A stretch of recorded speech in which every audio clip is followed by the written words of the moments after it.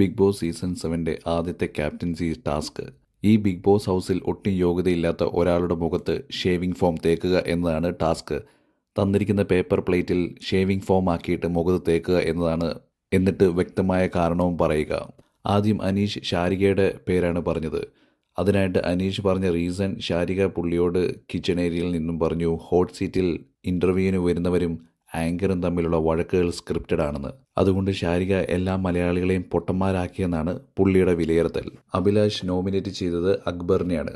അതിന് പുള്ളി പറഞ്ഞ റീസൺ എന്താണെന്ന് വെച്ചാൽ, കൂട്ടത്തിലിരിക്കുമ്പോൾ അക്ബർ ആരെയും കേൾക്കാൻ തയ്യാറാകുന്നില്ല. അത് പുള്ളിക്ക് വലിയ ഫീൽ ചെയ്തെന്നാണ് അഭിലാഷ് പറയുന്നത്. അതുകൊണ്ട് അക്ബറിനെ നോമിനേറ്റ് ചെയ്തു. നെവിൻ നോമിനേറ്റ് ചെയ്തത് അനീഷിനെയാണ്. അനീഷ് ശാരികയെ പറഞ്ഞ റീസൺ, അതിനോട് പുള്ളിക്കാരന് യോജിക്കാൻ സാധിച്ചില്ല. അതുകൊണ്ട് അനീഷിനെ നോമിനേറ്റ് ചെയ്തു. നൂറ ആൻഡ് അതില ഇവർ നോമിനേറ്റ് ചെയ്തത് അനീഷിനെയാണ്. അവർ പറഞ്ഞ റീസൺ എന്താണെന്ന് വെച്ചാൽ, ഗുഡ് മോർണിംഗ് പറഞ്ഞിട്ട് അനീഷ് തിരിച്ച് അവരെ വിഷ് ചെയ്തില്ല. അതിലേക്ക് മലയാളം അറിയില്ല എന്ന് പറഞ്ഞുകൊണ്ട് അവിടെ ഹൗസിനകത്ത് ഭൂകമ്പം ഉണ്ടാക്കി. അത് കഴിഞ്ഞ് അനീഷ് അവരോടാണ് മിണ്ടാനും കൂട്ടാക്കുന്നില്ല. ഇങ്ങനെ മിണ്ടാത്ത ഒരാളെ എങ്ങനെയാണ് ക്യാപ്റ്റൻ ആക്കുക എന്നതാണ് ഇവരുടെ പക്ഷം. ബിൻസി നോമിനേറ്റ് ചെയ്തത് അനീഷിനെയാണ്. ബിൻസി പറയുന്നത് എന്താണെന്ന് വെച്ചാൽ, പുള്ളിക്കാരൻ ഫുൾ ടൈം ഞാൻ കോമണർ ആണെന്ന് പറഞ്ഞ് നടക്കുകയാണ്.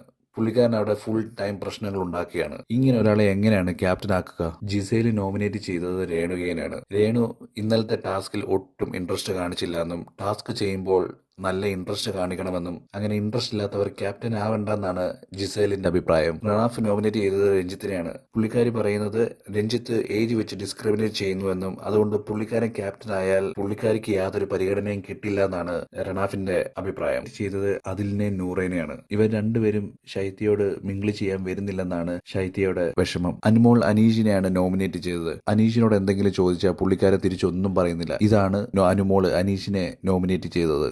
ശാരിക അനീഷിനെയാണ് നോമിനേറ്റ് ചെയ്തത്. ശാരിക പറഞ്ഞു അനീഷ് ശാരികയുടെ ഷോ ഇൻസൾട്ട് ചെയ്തെന്നും ശാരിക ഫേക്ക് ആണെന്നുമാണ് പറഞ്ഞത്. അതുകൊണ്ട് ശാരിക അനീഷിനെ നോമിനേറ്റ് ചെയ്തു. ആര്യൻ അതിൽ ആൻഡ് നൂറേനെയാണ് നോമിനേറ്റ് ചെയ്തത്. അപ്പാനി ശരത്ത് രേണുവിനെ നോമിനേറ്റ് ചെയ്തു. പുള്ളിക്കാരി ടാസ്കിൽ യാതൊരു ഇൻട്രസ്റ്റും കാണിക്കുന്നില്ല എന്നാണ് പറയുന്നത്.